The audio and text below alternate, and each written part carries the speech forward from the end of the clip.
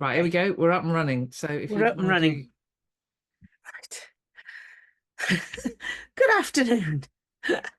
Ladies, gentlemen, old friends, new friends. You have to excuse us laughing and looking slightly jaded. This is about the fourth time of trying to record Ladies Wot Pod, episode 22. I say fourth. I could possibly under-exaggerate in there. I don't know. We've had all sorts of technical issues, and I don't even know where my IT department is, out in the garden somewhere doing something gardening-y. I don't know. Anyway, so we're trying this on Zoom as opposed to the other thing. So welcome, one and all.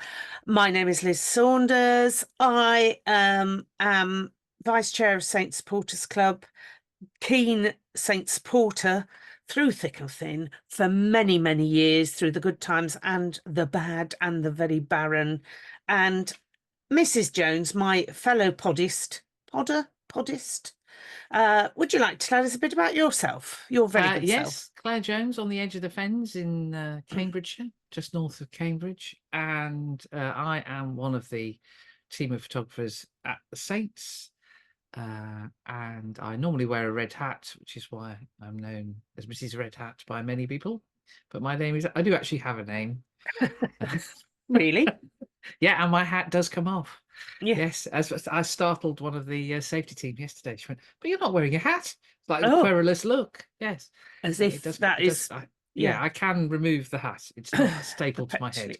Attached. And yes, I've been watching the Saints for a very long time, and I ended up in conversation with Finn Smith last week and George and several of the other players at training, and I think they suddenly realised how long I have been watching Saints, when I could say things like, "Oh yeah, I was there in 2000. Yes, I watched O'Gara miss that kick." Amongst other things. And I was also there in 1991 when Lenny Newman didn't get to play and his shirt was pristine. So yes, so I have been supporting the Saints like Liz for a very, very long time. Yeah. And the reason we've gone today rather than tomorrow, which is our normal day for recording, is we're a bit overexcited about the result of yesterday's game, because it's knockout rugby. We had an absolutely brilliant afternoon. So shall we start? I'm in control of the episode, the list, because normally Liz and I can share it. But I don't know how to on this. There is a chat. There is. Oh, there is a chat. Excuse us while we do this. There is a chat at the bottom. You think in my day job, I spend a lot of time on Zoom. Yeah. You think I'd know? Those of you who are only just catching up with us, I'm sorry, I have a cold. If I make even less sense than normal, that is why. There are threads going through this that have developed in various stages of silliness over the weeks. If we say something that is even harder to understand and decipher, just ask us the question in any of the recording places where this goes out. There is somewhere to ask questions, or just say, just go away. But you don't have to listen to us. But if you do want to listen to us on Spotify and things that just go in your ears, you can do it while you're at the gym, and that's really helping our fitness. Really helping our fitness. Have just improved no end. Gone through all the gym goers. It's been amazing. So that'd be brilliant. Anyway, yes. And the reason, to go back to the reason that we did this, is we were 22 weeks ago when we started this, we were a bit fed up because the world seemed to ignore Saints. Yeah. Even TNT Sports, who we spend a lot of time on now, at the very start, we weren't even on their blooming advert for the season. No. Yeah. We were. Yes. But yes, and lookies are our favourite thing to have a little bit of a discussion about. Yes. So so it all stemmed from the fact we were just frustrated that there was nobody talking about our beloved team, and when they did, it was in passing on their way to talk about teams in London and other such notable places. And Look East, I think what did it was when Look East had a lengthy thing about some bizarre trampolining in Essex and completely ignored whatever we'd achieved that week, which was quite good. And we just went, no, this is not on. We're not having it. No, we're not having it. So it's just basically you're invited to our post-match conversation that happens every week. Yeah. And as Liz says, if you've got any ideas and things you want us to talk about, then Yeah. please Yeah. do. And we've had some lovely guests along the way. We And have. we may have some more guests in the future, but usually the usual format is It's just us the two of us. talking about the usual old nonsense that we talk about. So Yeah. here we go. So let's talk about yesterday's game, Liz, because Yesterday's we are game. now in the quarterfinals of the newly named Investec Champions Cup. It's very good, and that sounds very nice. I think that's impressive. It is very impressive, given we didn't win a group game last year. Well, yes, last year we had the La Rochelle experience, didn't we, and the Munster experience, and this way to the try line, ladies and gentlemen. Yeah, after you. No, please go straight through. Yeah. Yes, and other such strange things. But Yes, it's been a very completely odd, but different experience this totally season, as different. Saints are one of 3 teams that are unbeaten in the Champions Cup, which is just brilliant. Well done to everybody. Yeah. Yesterday's game. Let's talk about yesterday's game. Well, I was I was nervous. You know, I get very stressed. Well, you walked past me. I did. I said, I am nervous. You didn't need to tell me because I could see it on your face. Just the fact I loomed past you partway through the first half, was enough. That's not a good thing when you do that. No. I was pacing, and well, particularly as you sit really at the south end of the ground, and I was in the diagonally opposite corner at the north end of the ground. Well, I knew we were in trouble on the nervousness front. Well, there is also this ongoing thing that the head of operations has threatened to shut me in the loo before now, because whenever I go to the loo, it seems that we score. So there has been talk about just locking me in, which I think is a bit harsh. But so sometimes I think, well, if I get up and move, then something will happen. And that did work in the second half, but more on that later. So now, even the stewards at the tunnel, where our seat is, come on, Liz. Get out, Liz, get out. Well, as I said to you earlier, my daughter on the family, iMessage chat in capitals halfway through sent a message saying, well, hold on, let's see if I've got to get the words right. If I get it wrong, send Liz to the toilet in capitals. I know. So, got to do it. Gotta go. So anyway, so I was but doing my haloing bit. I'm on gate 3, so I get to see everybody arrive. I try my best. The TMO was delightful, actually. I've got halos here to help, got my placard, and I did say that I could help him, anything offside law, that sort of thing. And he said, well, would you like to take my place in the truck? Well, very nearly. The temptation. But I said, no, you're all right. Thank you. I could come up. If you want me to pop out anytime, just let me know. Pop in and on my way back from the loo, I could. Yes, I could come and just say. You do realise. Anyway, he was delightful. And actually the officiating team, when they came through, I again said, here to help. Do you know where you're going? It has a suffragette quality about it. All you need is somebody said picket line, and I said, well, yeah, when I finished here, I'll just hoof it up to Northampton railway station and join ASLEF. I think it'd be quite, because we've got rather fetching gold high vis, but I wonder how far you can go anywhere in high vis, can't you? Once you've got high vis on, gold high vis, vis and a placard, nobody's going to stop you. Yes, the halos, and my husband decided to hand out obligatory flags. Oh yes, because he discovered that some people wouldn't take them unless you uttered the word obligatory, and then they were quite happy to. Yeah. So there you go. Yes. So and it was competitive flag handing out. There was competitive flag handing out again, but it all went well. There was one person at 12:10 when I was going and telling the halos, right, you can stand down now, go and get to your seats and try and marshal people into their seats. This bloke came and said, haven't you got any flags left? And I went, no, they've all gone. He said, well, it's 12:10. Yes, it's 20 minutes to kick off. We've been here for 2 hours already. People have been here. And he just didn't get it, that we should have held some back for him. We should have known. Special reserve list. Yeah, so he went off in high dudgeon. But most other people seem to welcome the halos anyway, and here to help. And we have maps and everything. It's all very exciting. The maps are very good. Yes. Along And with that, the point of this was I saw the Munster team arrive, oh, and they looked. I mean, there was this sea of red outside, all their supporters singing and dancing, probably. I don't know if there was dancing, but there was a sorry, I've lot of. got a river dance moment going through my I head think there. it possibly was. Who knows? There was a lot of singing going on, a lot of waving of flags, and this lot came through. And they, most Irish teams arrive with a bit of a swagger. There was no swag going on there. It was more, Mm, they looked, to a man, they looked nervous and a bit pale oh and dear. nervous. And I did ask a Munster fan standing next to me, do they, especially Peter O'Mahony, I thought he'd stride in like Jack the Lad. I said, does he always look that nervous? And she tried to claim he did, but I thought, I don't believe that. Anyway, so that was I was looking at them thinking they look like, yeah, this is not a But given. when the game kicked off, they came to play. Oh, they did, and we knew they would. We knew they Mm, would, and we mm, knew what they'd try and bring as well, which was not to let us play our way. mm, But they also knew, of course, after what happened in Thomond Park, that we can fight back even if they go ahead. We can mm. fight back 14 men, 13 men. How many? Bring it on. Bring it on. Follow the Liz to the loo. Come on, lads. Different loo, different door.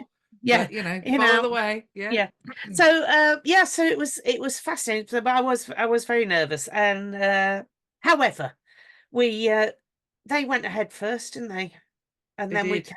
then we came back We came hurtling back. hurtling. There was a lot. Do you know? I think there was a lot of No, they hurtling. didn't. No, we went into the lead first Did we? against the run of play.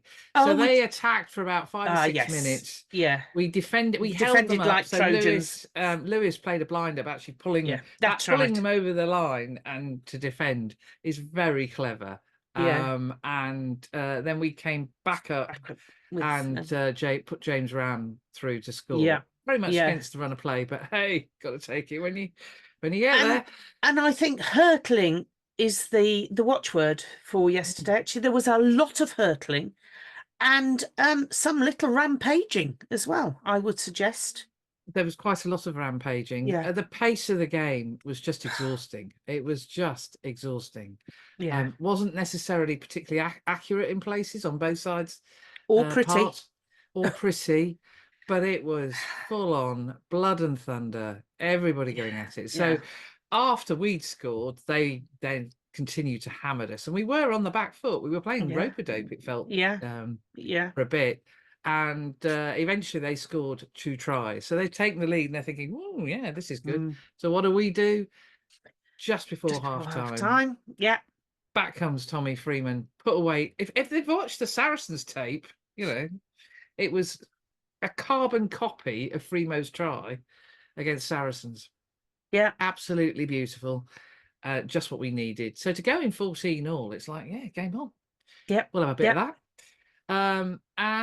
So we swapped ends and we headed down the hill. But for ITV's benefit, you need to get somebody who actually knows which way the wind is blowing and tell Miles Harrison, because the commentary team had no flipping idea. I now know that because I've watched it. Oh, I'm afraid neither team benefited from the wind. It was just a pain because it was going across the ground. It was also going, and then it was swirling because of the tunnels. So it didn't help anybody. So I have no idea what Mr. Harrison was on about the second half. Well, I was going to say, even if he just looked at weather forecasts and or the flags on top of the flagpoles at the cinch stand, and thought about how the stadium is aligned, that actually, so all the weather forecasts said, yes, that the wind is, the weather is coming up from the west. It's coming from the west. So it's not going to be blowing north to south, is it? Yes. Anyway, yes. Anyway, notwithstanding their lack of knowledge of geography. So I think the good bits from that first half was our defence, unlike La Rochelle last year. I think we saw again. Don't trigger me. Don't trigger me. No, sorry, that was harsh. Yeah. We saw the work that Radders and James Craig have done. It is chalk and cheese where we were. And there was a lot of talk, interestingly, about staying in the system. It isn't about flying out and trying to do your own thing. Yes, there It's was about lots of talk staying in after the that. system. Right. Yeah. Yeah. So you can see it's made a huge difference, and it kept us in the game Yeah. yesterday, where other parts of the world were doing less well. Oh, she's moving things. I'm folks. moving. It's not that we've got an earthquake in No, South I'm just trying to. Northamptonshire. I'm just trying to get the chat up so I can see what we're supposed to be talking about, because it's. So I think they did know the shape of their D. I think they did. Remember, folks, that's what Sam Vesti asked the players when Liz and I were at training.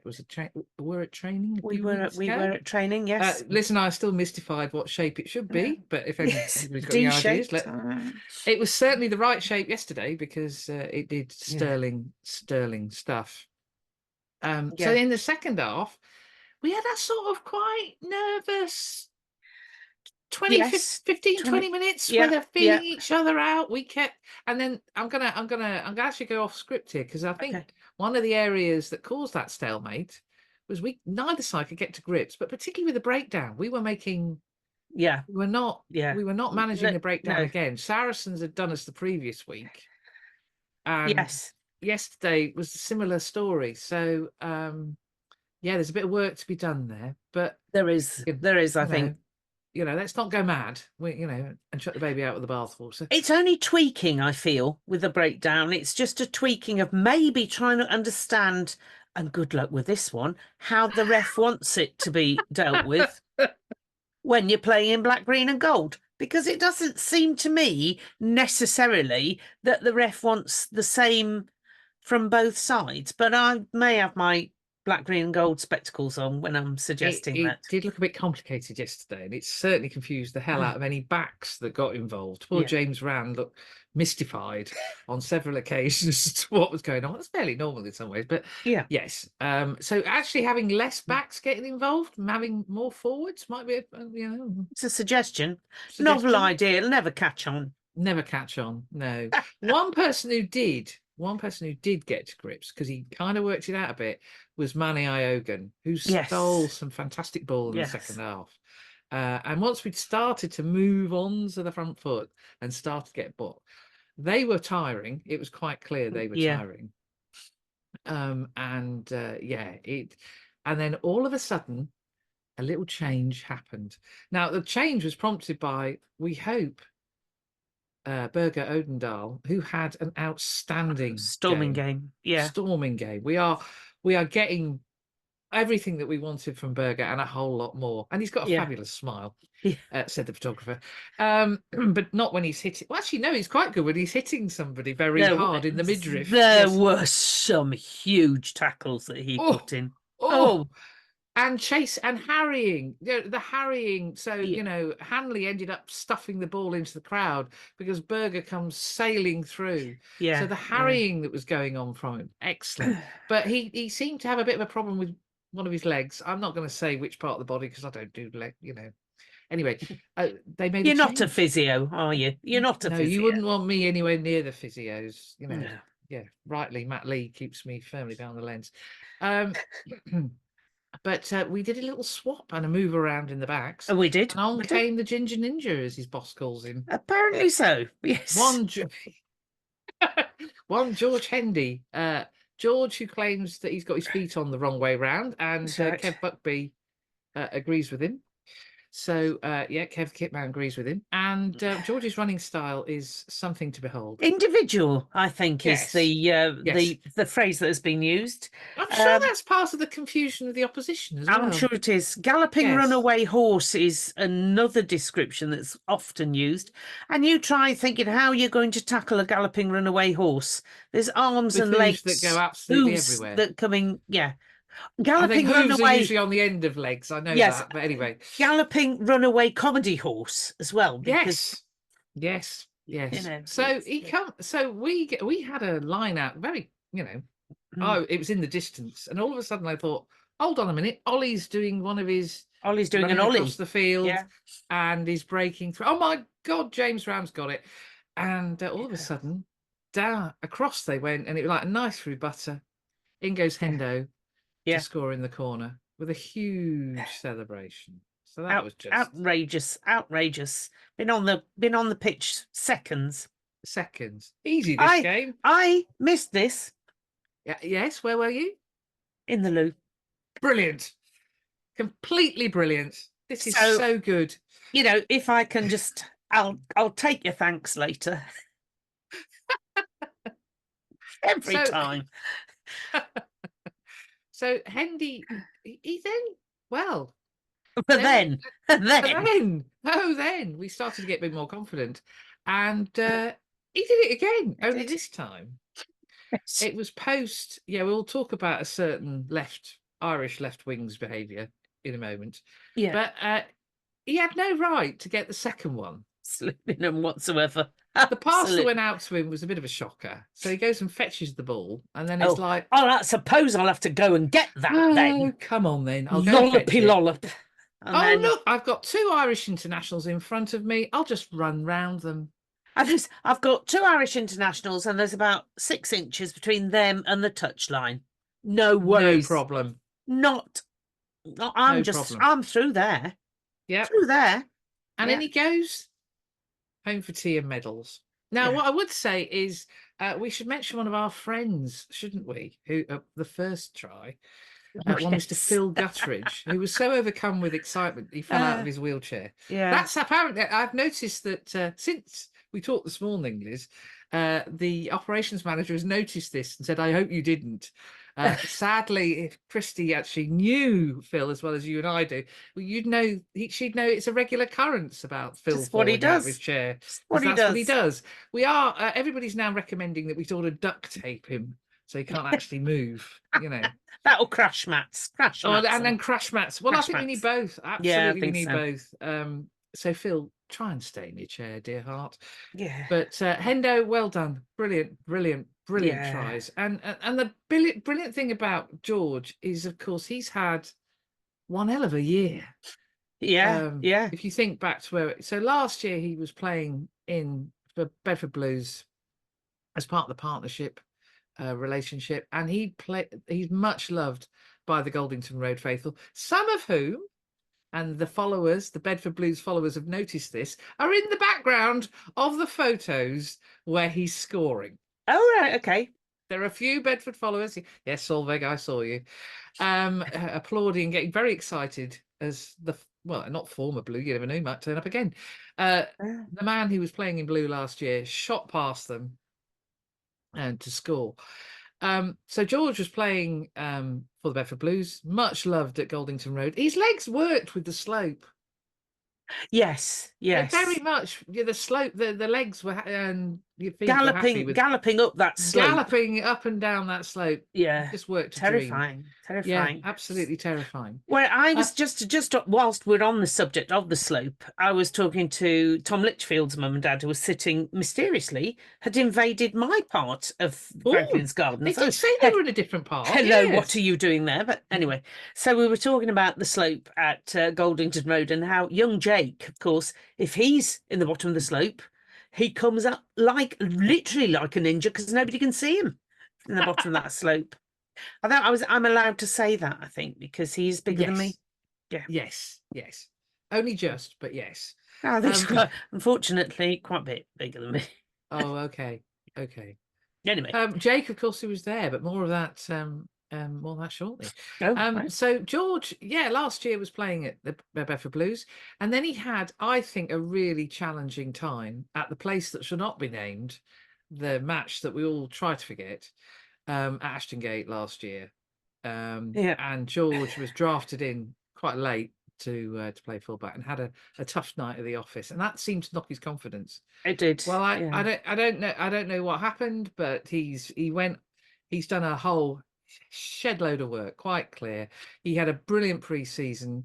He got stuck into the Premiership Rugby Cup. He's had a lot of rugby, and he was absolutely flying. If you remember. Up until the Toulon game. Yeah. And then he got that really bad injury again. Tremendous game up in Glasgow in the wet, if you recall. Oh, yeah. Quins played really well. Yeah. He was... And it came to a shuddering halt. Yes. Shuddering halt. Now, he was lucky in a funny sort of way. Yeah. in that he had two friends Yes. who were on the path back to recovery as well, in James Ram and Tom Seabrook. So I think that helped him. But he has worked so hard. So to see somebody come on and they have that fairy tale moment in sport where they, you know, they score the winning tries, the Yeah. first one with the first touch of the game was just brilliant. Yeah. And he's such a lovely lad. Oh, he's So he's an smashing. absolute sweetie. He won't like me for saying that, but he is. No, it's not. It's sullen and Yes. No, tough, he tough is as a they come. charming He's young man. super young man. So yeah. Yes. So and So you well know, done, George. Well super done. doing Top it for the work. gingers. Hey. Now, of course, the other man who scored, we mentioned James Ram. Yep. Wasn't he playing well at fullback, growing into the role? I mean, you said this morning. Yeah, I had to chat with him afterwards, and I just said, you know, it's just lovely. I really felt that you sort of your confidence grew as the game went on. And he said, well, yeah, I know it's quite hard coming back from a serious injury, and you're always going to have that flicker of doubt until you've got a few minutes under your belt. And it really was noticeable, I think, in Rambo that as the game wore on, you saw him just go, no, I can take this, I can deal with that. And it was back to the Rambo we'd seen before his injury as well.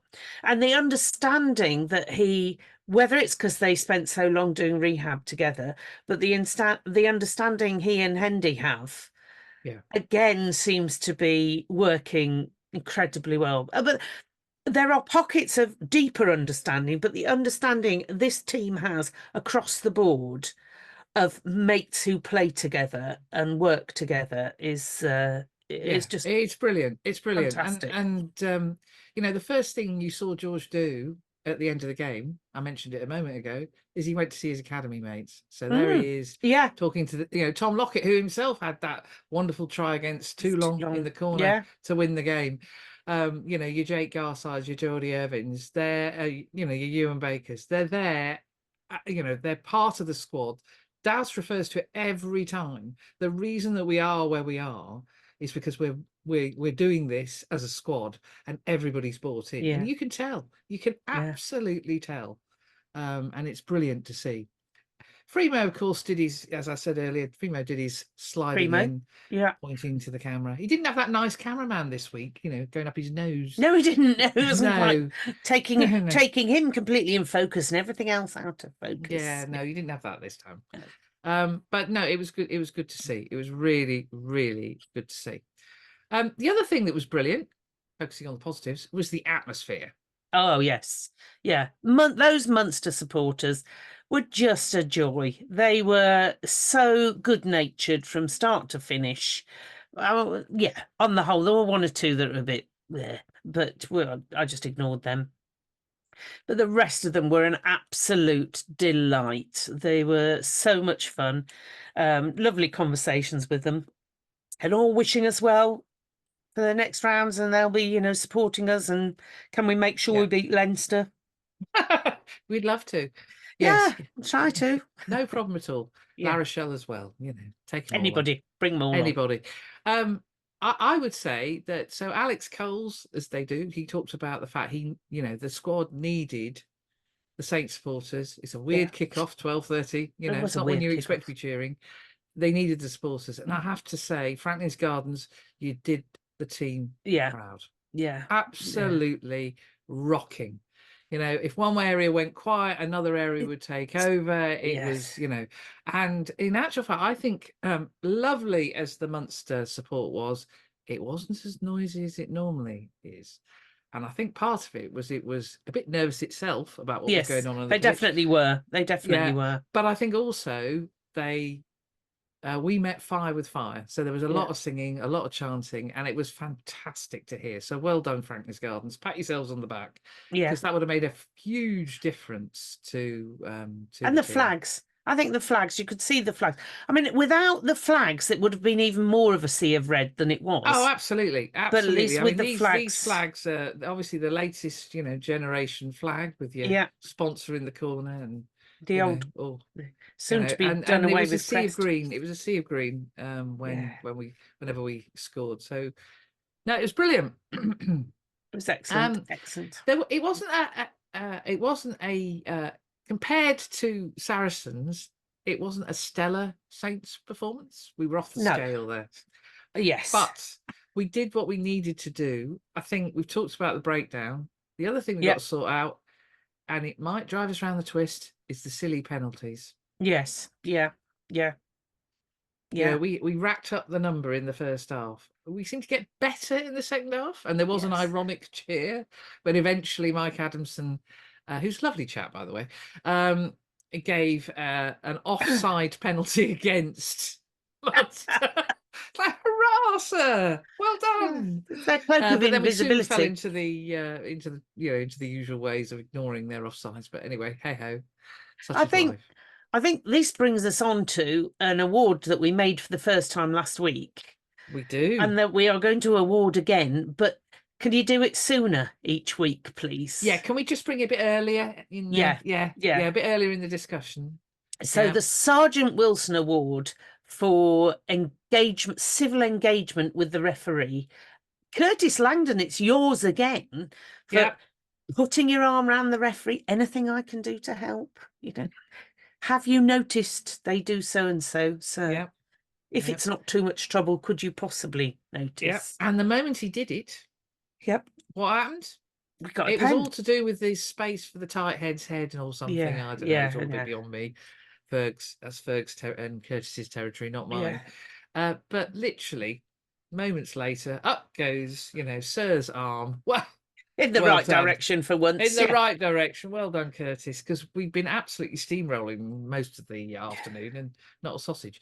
So, yes, I think absolutely. And Sergeant Wilson, to remind everybody, John Le Mesurier, the character in Dad's Army. Yes. Would you mind awfully? So for those of you of a younger generation, just go on the iPlayer and look up Dad's Army. And you'll see him. You'll see him. Yeah. So yeah, brilliant. Well done, Curtis. And of course, he won the man of the match and a zebra. Do you want to discuss the zebra now? No, I think we'll hold on to that. Well, what we will talk. The last thing, niggle, is can we make up our mind? It was a difficult kicking afternoon. Yes, it was. And I noticed on the Instagram, the Insta, as the young people call it. Oh, is that? Do they? Yeah. So Finn put up a little post, as you do, And Rory Hutchinson asked him, "Have you said sorry to Mitch yet?" Because there were rude words. Rude words. Although Mitch, I don't think you did the job, my friend. No, I don't think so. So if we're going to have I've checked the weather forecast. It's not going to be quite so breezy, but I think we need to. Now, you see, Mr. Dependable, who was helping Finn during the warm-up. Oh. No problem at all. Yeah. Sailing through every time. Yeah. As Mrs. Litchfield proudly looked on. Yeah. Yeah. But he wasn't playing. He was a travelling substitute. Well, I mean, and then Mitch got sacked from the job, and George Hendy had to do it. Poor old George had to do it. Poison chalice. So yeah, we need to sort that one out. I expect that will be being worked on during the week. Yeah. Whose turn is it to lie down? See, it always used to be the hooker's job to do that. Yeah, it was. Yes. Because I don't know whether it was the feeling of they're so stupid they're not going to flinch as a boot comes towards their head.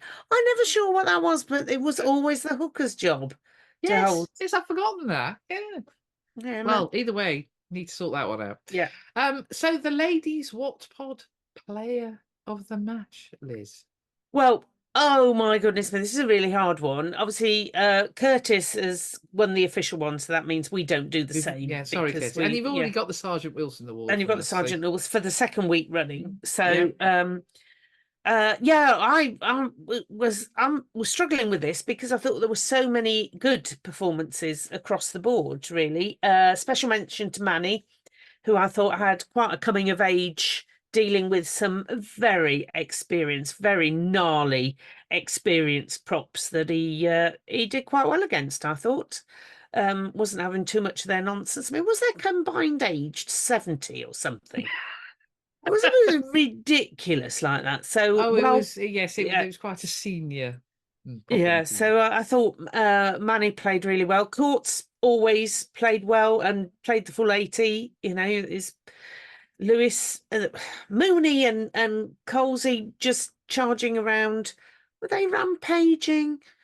Oh, certainly, yeah, they were in the first half. Rampaging, hurtling, And then getting in the way. Mooney and Manny's Mooney and Manny, that works Mooney well. and Manny, We're yeah. doing quite a lot of, including it was resulting in Manny having to spring over somebody. It was like a spring Yes, he land did jumping have over to somebody. do a leap over somebody. He had to So, leap over somebody. So yeah, so there was I there mean, was the front eight, yeah, Sam Graham again, another storming, and when his replacement came on, the Munster was supposed to say, who was your replacement, number 8? And I went, oh, Trocky. He's immense, a beast, I think was how they described him. yeah, I went, yeah, yeah. it's kind of hard to stop, really. Tom James, just love Tom James, and I just think he would be number 1 at most other Premiership teams scrum half. This does not mean, Tom James, you're to go and look to be number 1 anywhere else, because we love you as our number 1.5. I think that's where he is, because I just think he's such a good scrum half. Unfortunately, Mitch is just that much faster, brings another layer to the game, and that I'm hard pressed to think there's anybody in English rugby. Yeah, there's possibly French is, yeah, he's so good, is Mitch. But Tom James had a sterling game. Then Mitch came on and did Mitch stuff, which is mainly bonkers. Finn Smith, again, this boy is not 22 till next month, pulling the strings like the master. Dingers in the centre, quite a quiet game, I thought, for Dingers. You were worried he may have over birthdayed, I think. Well, I was a bit worried had he gone to the cake too soon. Yeah. Had he gone to the cake too soon? There was some. He will be kicking himself around the car park because he's Yes. such, he's so fastidious when it comes to defence. And there were a couple of, but come on, he kept in the game, he kept going, and yeah, it was one of those you had to do what you had to do. Yes. So and by and large, he did it. It was just not quite in the usual Dingers way. We're used to him being up here, and he wasn't quite at his stellar levels yesterday. So wings, Ollie Slights again. I didn't think he got angry enough. I think somebody needs. Well, the one time clearly he managed to get to DEFCON 2.25. Yes, Hendo scored in the corner. Hendo scored. So can somebody pinch him or something before the kick game? Him in the shin or no, just a pinch. I think just a or insult him in something. Get him up to that level of DEFCON that we need him to really be firing all cylinders. But again, and Tommy Freeman had a brilliant game. James Ram, lovely to see him back to his flank. But for me, the man who I now just see why we signed him and he's making such a difference is Berger. I've got a cold. Berger Odendahl, and Berger Odendahl, immense. Yeah. And Luther Burrell, oh Luther, put on Twitter. Oh, it reminds me of a previous Saints centre, and quite a lot of people waded in with, oh yeah, he's like James Downey. Don't think that was and Lenny Newman when Alan Bateman, when Alan Bateman, just to go another generation back. Harsh, but yes. But yes, Berger, absolutely, fully agree. So yeah, Ladies Wot Pod player of the match, brilliant performance. And let's hope his whatever he had to go off the field for was precautionary rather than a thing. Yeah. So yes, so you mentioned it before. Zebra watch. Now we've got quite a few zebras. We have quite a few zebras. Quite a few zebras in the club now because we've got through to the quarterfinals. So not just the group stages zebras. We've now got. Have we got a herd? No, we're not quite a herd yet, are we? I don't know how many. What would constitute a herd? Well, there must be 5. We're getting close. That's probably a herd. More than 2, I would say. Small herd of zebras. Small herd. Anyway, yes. So. ITV came up. I think actually the best thing that ITV did yesterday was ask the question of Curtis, what would you call your zebra? Yeah. And he didn't know. No, he thought that was a really hard question. The answer's simple, Curtis. Obvious. Pikelet. Small zebra. Pikelet. Obvious. Absolutely obvious. For those of you who may have forgotten or haven't heard recent news. Curtis likes a pikelet. Mrs. Saunders, we realised actually quite a few weeks into our 22 weeks that powered by pikeless Curtis Landon, they were making a huge difference. So yeah, I need some more. Don't know. I'm he going to needs get some more. We need to keep him going because the games they are They are coming. coming thick and fast. So I do need to get. So it's pikelet. That's what you want to call your zebra. Zebra. Yeah, Pikelet the zebra. pikelet the zebra. TV watch. So we had a festival of TV yesterday. Because we had two TV crews, TNT and ITV, and they were only partially sharing TV feeds. Yeah, which meant we had a lot of cameramen running around. It was lot of trucks out in the car park was humming happily with lots of trucks and stuff. I would say that TNT won it. If it was a battle of the broadcasters, I like the walking about style.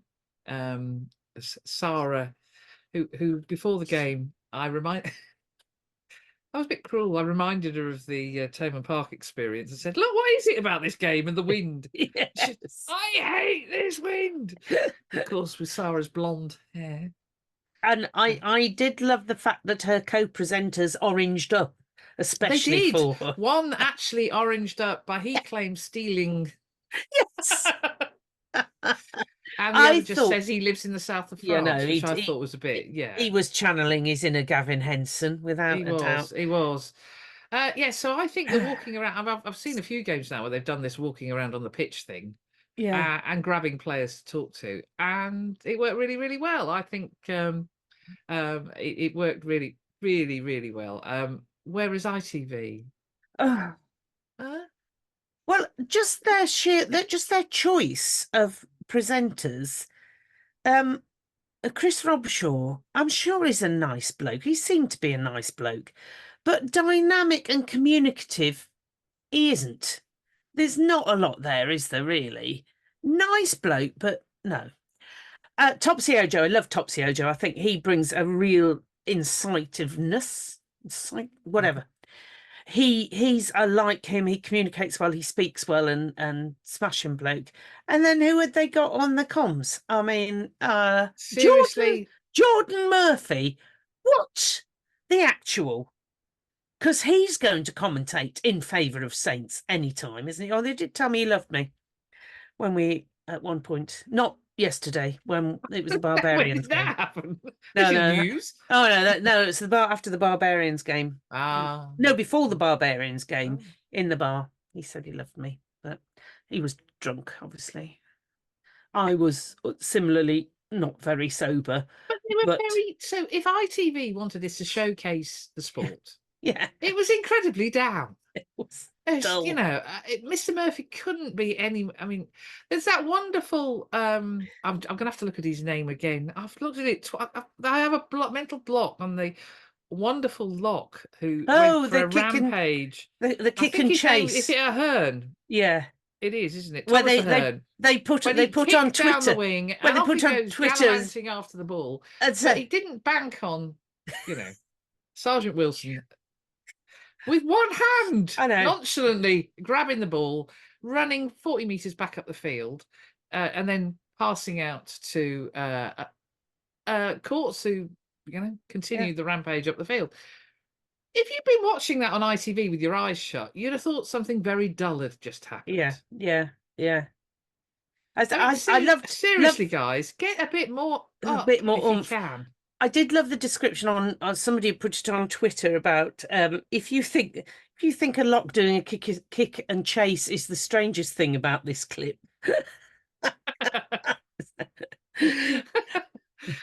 Seriously, so I think ITV, if you want people to tune in and get excited by the sport, find people who are actually excited by the sport, because the team that were on TNT were far better, far more insightful. Well, we all love a Mr. Flatman anyway. And seriously. And Donica Ryan?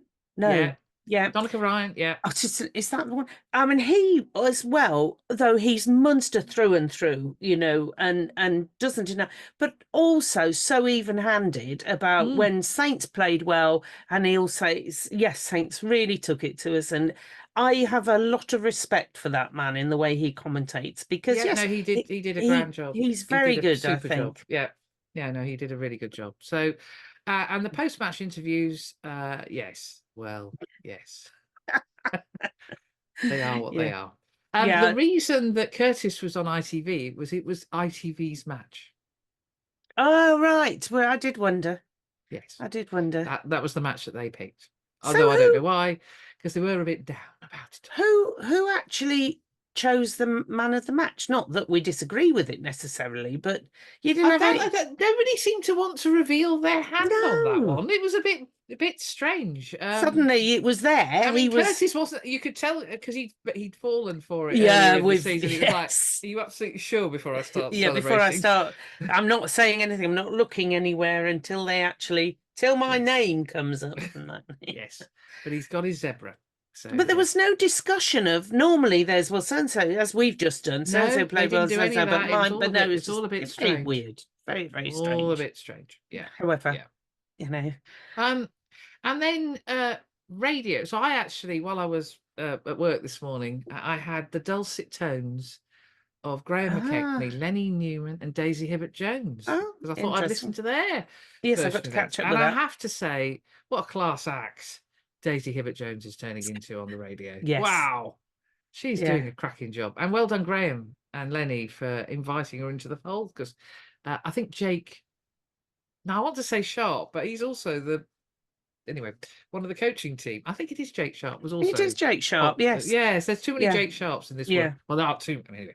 So they did a really, really good job. And I actually enjoyed listening. Although Graham was a bit down. I mean, I know it wasn't the best performance, but I think we'd reached stellar heights the week before. But Daisy was very up. So it was.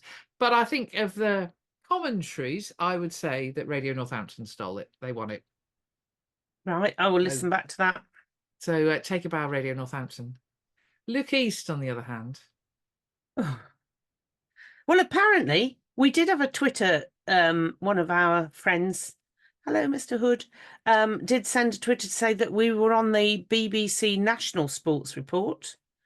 Apparently, and well, there you go. And we came after the football, but before the trampolining on Look East, I think. So we'll see what happens tonight. We'll be lucky because it'll all be about Peterborough winning whatever it was they won. EFL trophy. Load of, whatever. Yeah, yes, they beat Wickham in the final. So, so that's star-studded, wasn't it? Glamour fixture, that. Peterborough versus Wickham. But it wasn't Wembley, so there you go. Well, and it was there you go. Oh, there you go. Yeah, there was a bit of silverware. So, yes. Right. Fair enough. So the Halos are going really well. We talked quite a lot about them already. The Halos is tremendous fun, I must say. So we started this last week for the Saracens game, and the aim is the Halos are like the games makers, like the pack was at the World Cup in 2015, just to make you welcome. Hello and welcome to the gardens. Can I help you? I've got a map. And I then had a placard, Halos here to help.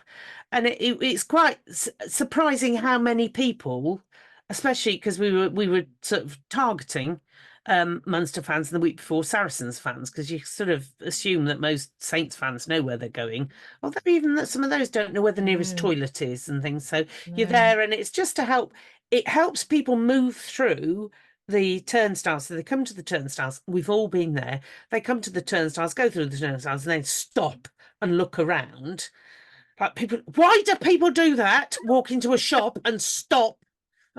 Anyway, so we are there to go, oh, can I help you? Step over here. Let me see, where do you need to go? And move them on. And that seemed to work pretty well. So they send out a little thing, questionnaire after each game to various people. And our warm and welcoming score had already gone up 1 point after last week. So hopefully it's making a difference. Yeah. And it is tremendous fun to do. So anybody who wants to find out more about Halos, drop me an email at the Saint Supporters Club. The full address is on Saint Supporters Club website, and we'd love to hear from you. So Yeah. there will be, I was going to say, it's probably won't be much call for you because we've only got 2 more home games. Well, no, 3, because we've got the Bulls, I was gonna say, Tigers. we cancelled Sorry. No, I'm sorry. I was thinking of in the Premier. I'm not well, I've got a cold. And so, but we will be doing a big launch of it in the summer to really now, because this is a soft launch to do learning curve, well, without us being hugely in the spotlight, and a lot of feedback, constructive feedback from last week. Really, really good. which No, it's helped. really So good. yeah, so look out for us. Come and say hello. Dr. Jones is having a grand time. Yeah. Although I did find it funny that I greeted your daughter and nearly son-in-law and said, "Oh, hello, have you seen your father?" And she went, "No." And I said, "Well, he was just outside of there." Walks past him. Yeah. So I had to go outside because I could go outside because I was wearing high vis, go anywhere. And say, "Your daughter's inside now. She walked past you and you didn't see her either." So I like that father-daughter bonding moment. Yes, yes. Well, it's situation normal in the Jones household, wandering past each other. So yes, so wonderful. Well done the Halos, and well done the club for getting the initiative up and running in the way it has. So Bedford. Oh, Bedford. can I just talk about, before we move on to Bedford, two brushes with people, one positive, one not so much. After the Saracens game, I had a very disconcerting experience with Lawrence Delalio. Oh yes. And I'm still a bit about it. So I was standing at the end of a row, waiting to go across, to go over to meet up with everybody over the other side of the tunnel. And he came hurtling down the stairs from where they do their bit at the top. That's him coming down the stairs. Very good. Yeah, it's a good impression. Yeah. And he turned and looked at me and went, "Oh, hello." And I just sort of went, "Oh, hello." And so thank you for listening to us, Lawrence. Yeah, it's great to have you aboard. Lovely. That was so very disconcerting. And then this is really one for those of us who are on the Twitter exchange about Saints Gin and the problems we have with Warner's Saints Gin evaporating. It's nearly as bad as ears falling out. So the I don't minute even know where it's gone. I'm going to keep going with one. It's out there somewhere. So the minute you take the stopper out of a bottle of Saints Gin, it's a battle to drink it before it evaporates. It's shocking. It's shocking. Yeah. I met Mr. Warner on yes, he's a Saturday lovely chap, isn't he? Lovely Yes. chap. And I said, "Here, you, about your Saints Gin. I have a complaint." Oh, he said, "What is it? It evaporates." So he said, "Yes, I know." He had no shame whatsoever about the fact that his gin evaporates. Well, there you go. So there you go. And I think he claimed they built something into it especially, which... Yeah. I have a shout out for a new listener who described herself as gripped when she contacted me on Facebook. Hello, Leslie. Long time Saint supporter. It's lovely to have you aboard. She used to visit me at the South Sound in the days when she was a season ticket holder. She's now a watcher from afar, but do welcome to the Ladies Wot Pod gang. And you've got plenty more to listen to because she listened to last week's, so she's got another 20 odd weeks to any insomnia you have, just tune in. Instant cure. So welcome aboard. Yeah, welcome, Leslie. So Bedford now. Let's talk Bedford. I'm worried about my ear now because I really genuinely can't see where the other one's gone. It's somewhere under my desk. Anyway, so don't... Unless there's a mouse that's run off with it. Yeah, probably not this sort of mouse. A mouse. Yeah. I hope I haven't got mice again. No. I know I live in the country, but so Bedford went to Lady Bay. Yes, never sounds as if it should be in Nottingham, does it? It sounds as if it should be somewhere near Whitby.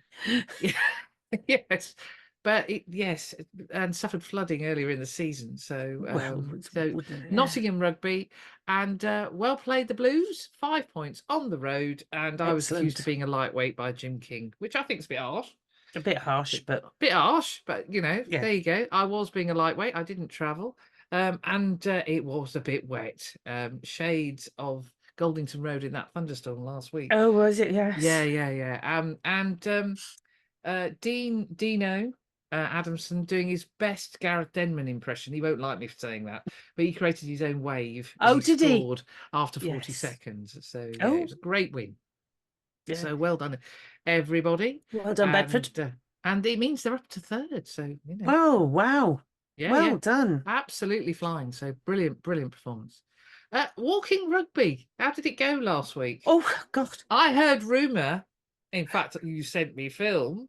I did. Of a certain Fijian hooker. Yes. Tackling you. We had a guest player in Sam Matavesi who was discovered that it's actually harder work than he expected. Yes, I bumped into him at training and he went, it was hard work, Claire. Yeah, which made the rest of us feel better because we think it's hard work, but I think that's because we're old, but obviously it was for him. And it did seem that whenever I got the ball, that I'd got this huge Fijian in front of me. I couldn't understand what was going on. And then it turned out my husband confessed afterwards that he was on Paul was on opposite side to me, and he kept saying to Sam, "Can you deal with it? That's my wife." Which that's harsh. That's harsh. But I am a bit over competitive, to be honest. So it's no, really? I know. Who knew? So we had a good time. One of our number got injured. So Ryan, hope you will get on the mend soon and come back to us. And I don't really know what happened, but he's get well soon, Ryan. Keep in touch. That's all I have to say. So we're so Thursdays come and see. God only knows who might turn up again. I don't know why. It's when Trocky turns up that you're going to be in trouble, isn't it? You know? Bloody hell, I'll be injured. Or Burger. No, no, I can feel. I don't even know if I've got a hamstring, but I can feel it going, even as we speak. Yeah, no. Yes. I did have to use my mum voice with Sam Matavesi at one point. Because there was no way I was going to stop him otherwise, was it? So stop. It does help. It doesn't matter how big they are. You use the mum voice, and it really whoa. Apparently that's cheating. But when you're 5'2.5" and 65, it's not cheating. It's using using whatever you've got. Your fair means or foul. Absolutely with you there, Liz. Absolutely with you. So and now we had a very special message.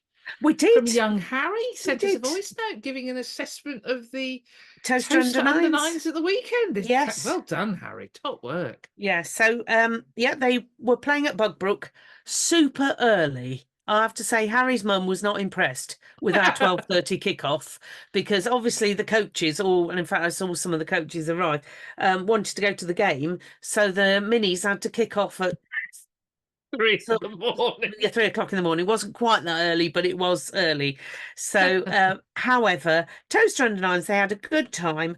Harry's quote was, they lost 2 out of the 3 games, but they did score lots of tries and he had lots of runs. So it was good. It was good. Yeah, and the voice note, he looked very happy. So, yeah. And actually, that's the first this season because he's known what's happened.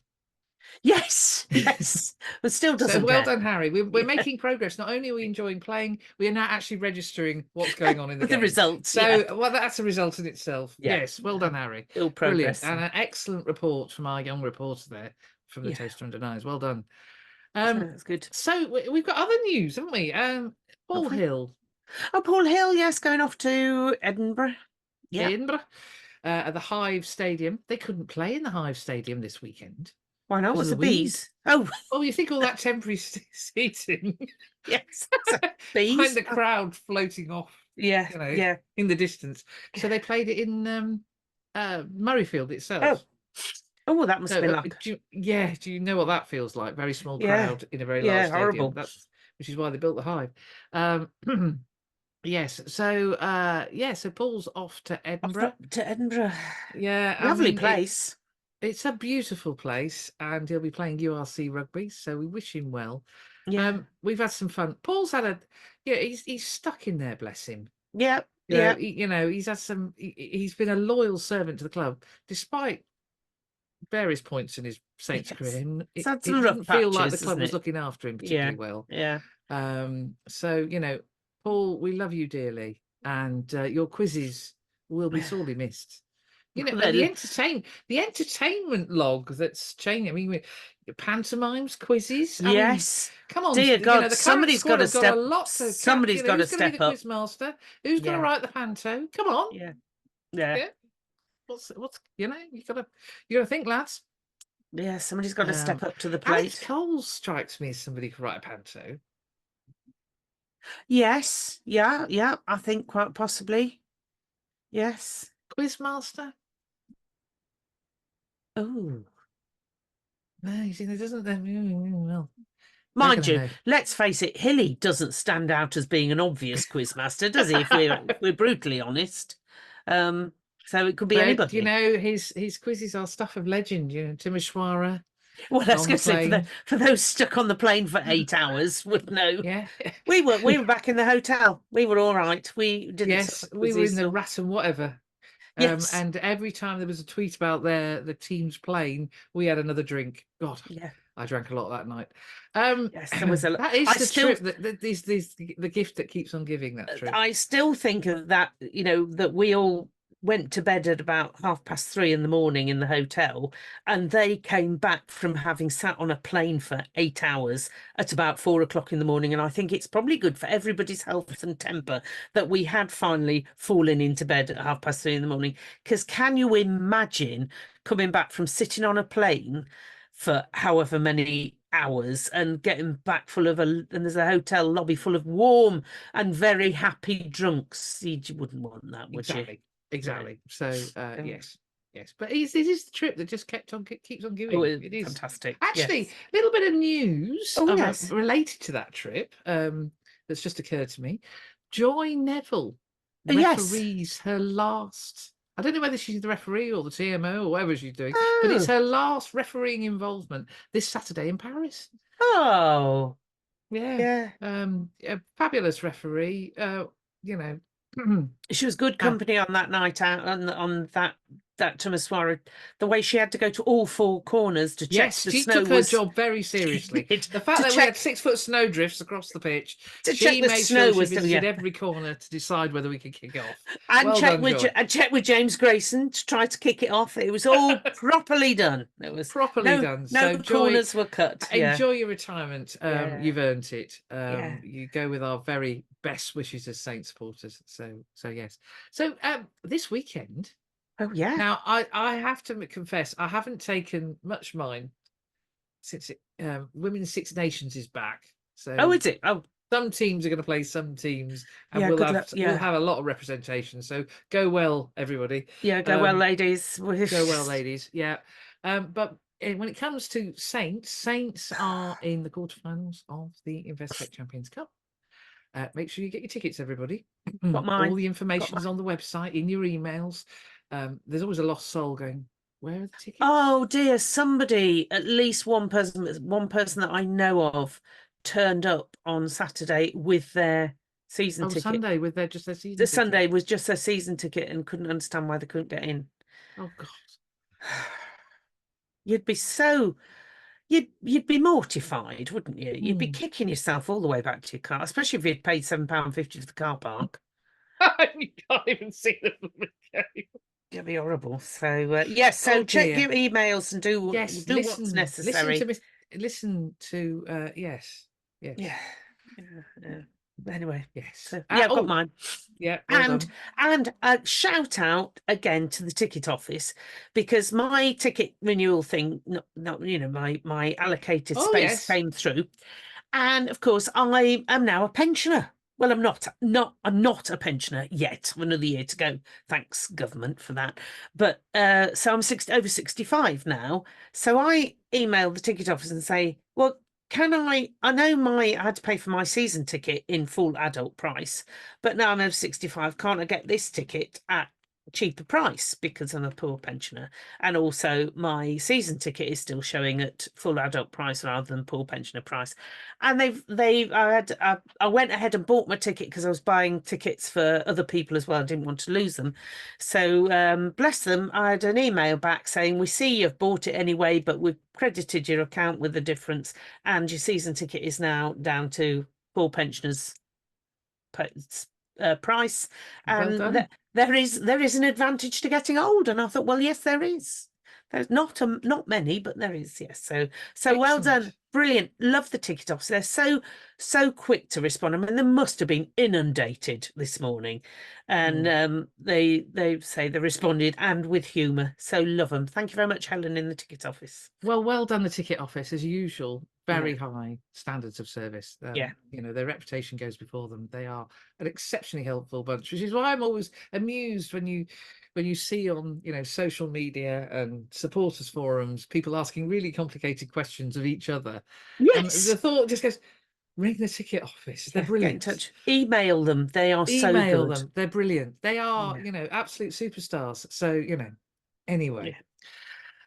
Actually, leading on from that, the discussion last night about which ground we will be at, and I am not counting any chickens Oh, because yeah. TNT, the one thing they did get wrong was they confused the hell out of everybody as to where the next semi-final games will Oh, be yes. played because they got it wrong. So, Oh, and again, it didn't take much, you know, going onto the old Google and finding the EPCR rules of the competition. So quarterfinals are done by seeding, which is why because we're one of the top seeds.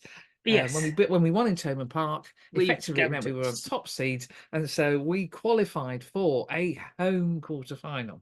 Yes, I remember that. Yeah. No chickens are being counted in the next statement.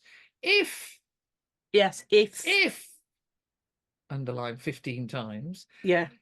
Leinster beat La Rochelle as the highest seeds in our half of the draw, the match will be in Ireland. Yes. Not, and interestingly, the rumour is it is not going to be at either the RDS or the Aviva because they're now regarded as home grounds. Oh, that is brilliant. I really hope so. Yes, I love that. Because it is, And yeah. so the rumour is Croke Park, for those of you who know Yeah, your that'd sporting be stadium. interesting. Be It worth is a going. rumour. I have no insight. Yeah. But yes, it's not your home ground, it's your home country when we get to So the if now now on other, and you're going to ask the next question. I'll If go. La Rochelle win, Yeah. It's here, not here, not no, obviously not here. no, don't go too soon. Don't go too Okay. soon. Yeah. If If okay, we if we win win and La La Rochelle Rochelle win, win, it's in England. it's in England. That's It's it. the home Yeah. country of the highest seeds. If La Rochelle win and the Bulls win, it cannot be in South Africa. Ah, yes. But in any case, La Rochelle, I think, oh, I may be wrong here, might be higher seeds anyway. But either way, it will be in France. Right. You know, it's time to go to La Rochelle. Oh, it won't be in La Rochelle, though, will it? It won't be in La Rochelle, it'll be in France. So yes, so it's Oof. always been the case that it's been a neutral venue of the home Yes. country. Which is why all those years ago we played Perpignan at Milton Keynes. Yes, that not was the one. most neutral of venues, but hey. No, but it won't be the. Well, it was more so then and would be again, to be honest. It would be now, and I believe Yeah. my understanding, again on the rumour mill, no insight whatsoever, nothing official, is that actually it is Stadium MK. Yeah. Because it's hosted World Cup games. And, Yeah. And so yes, so if yes, so notice the ifs here underlined 15 times. So it's got nothing. It will, whatever happens, it won't be at the Aviva, the RDS, Stade Michel, whatever doodad in La Rochelle, wherever the Bulls play, and Franklin's Gardens. It's never it's not going to be there. any of those grounds for the semi-finals. Right. Right. Okay. So we've just got a few hurdles to get over. Bedford, it's really easy. It's on the slope at Goldington Road, and it's the Battle of Bedfordshire. Oh, it's Amped Hill. I won't be shooting it because I don't want to risk trying to get from Goldington Road to the Gardens. So Sherpa 2, aka Ryan Robinson, the media manager there. Sorry, Ryan, but I won't be there. So I will be going straight to the Gardens. But the Battle of Bedfordshire is always a battle and good fun to watch. And if they're third, that is a cracking That's really cracking good. performance. Really, really, Really good, good. performance. So good to see. And we're already overexcited, aren't we, Mrs. Saunders? Yes, You're just worried about your cold. I am. I'm worried about. No, I'm very much looking forward to Saturday. I think I might relax a bit about the Bulls. I say that now. I'll still be like a coiled spring come Saturday. I think because they're so unknown, I'm actually more nervous. I watched Yeah. their match, and Oh, Leon yeah. didn't really touch the sides. But apparently, Leon, he said, I don't understand how this happens. Now, when we played Castres, every time we played Castres, they were bloody marvellous. They were up there competing to win the top 14. As soon as we stop playing them, they fall out of existence, and not out of existence, but they're bouncing around in the bottom. Clermont, likewise, bouncing around in the bottom. They're all in the other cup. Who else did I see Leon, when we played them, they were at the top of the tree. What's his face? Dan said, "Oh well, they've got to go home because they've got to concentrate on a relegation battle." Are we the kiss of death to French teams that once we've played them, they just well, La Rochelle haven't. Well, they're not in the form they were in when they played us. So who knows? Racing is the exception, I suppose. Although they got absolutely thumped by rampant Toulouse yesterday. Yeah, they've spent a lot of money on their squad. Oh, and too long, of course. But then, Yes, don't know what's happening there. Not sure. Was that? Yeah, good luck, Lewis. And Brive. So of course Courtney's off to Brive, and they fired their coaches yesterday. Oh. So it's all happening because it doesn't look like they're going to be promoted into the top 14.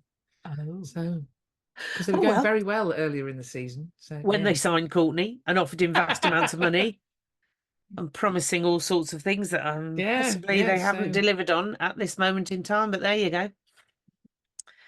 Hey ho. There we go. Hey ho. We will see. It's a complicated world in which we live. It is so, indeed. So it's a short week, short turnaround.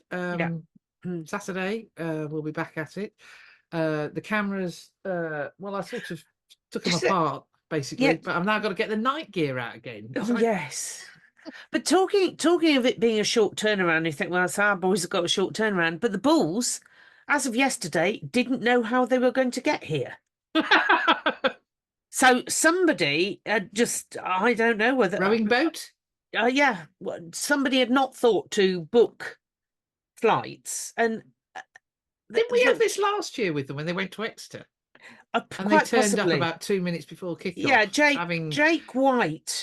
He's got form. He's getting his excuses in early. Absolutely. And that's why I'm nervous. It's just like, no, I'm not believing any of this nonsense. He was blaming South African rugby for not putting their travel plans in place, and think, well, surely it's up to you as the club, not South African rugby. But it's a bit like the Irish. I imagine it's like the Irish provinces. There are things the setup is completely so anyway, different. So they've got to possibly travel for 2 days to get here, changing planes in Nairobi and I don't know. Anywhere, Istanbul. I'm only saying Istanbul because a friend of mine's just been out to South Africa.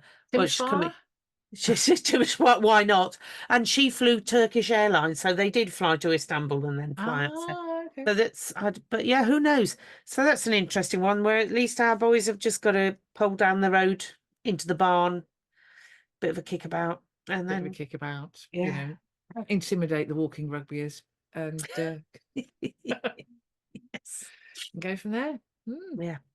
Anyway, so that was the Ladies Wot Pod episode 22. 22. Right. I'm going to. Oh, hello.